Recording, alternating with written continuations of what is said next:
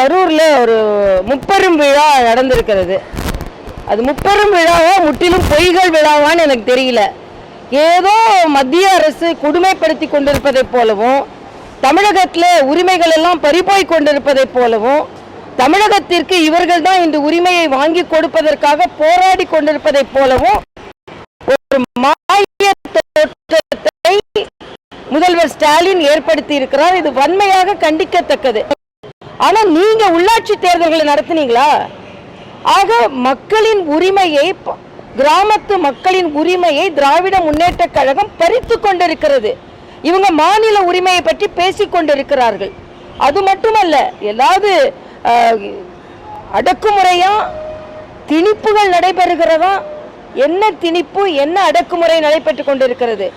ஆக திணிக்கும் பாரதிய ஜனதா கட்சி உள்ளே விட மாட்டோம், அடக்குமுறை செய்யும் பாரதிய ஜனதா கட்சி உள்ளே விட மாட்டோம் என்று சொல்லுகிறார் ஸ்டாலின். நாங்க சொல்கிறோம், இன்று பெண்களுக்கு பாதுகாப்பு இல்லாத திமுக ஆட்சியை நாங்கள் தொடர விட மாட்டோம்.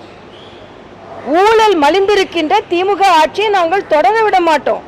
நீங்க உள்ள விட மாட்டோம் இல்ல, தொடர நிச்சயமாக 2026 நிச்சயமாக தொடர விட மாட்டோம். ஏன்னா இன்னைக்கு செந்தில் பாலாஜி மிக சிறப்பாக மாநாடு ஏற்பாடுகளை எல்லாம் செய்திருந்தாராம். எந்த செந்தில் பாலாஜி?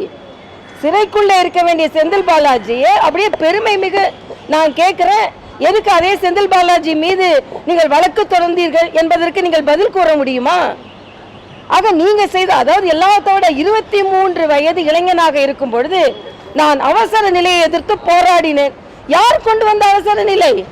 கூட வைத்திருக்கிறீர்கள். அப்போ அதிமுக பாஜகவிற்கு அடிபணிக்கிறது என்று நீங்கள் இன்று சொல்கிறீர்கள். ஆனால் நாங்கள் ஜனநாயக முறைப்படி நாங்கள் கருத்துக்களை பரிமாறிக்கொள்கிறோம்.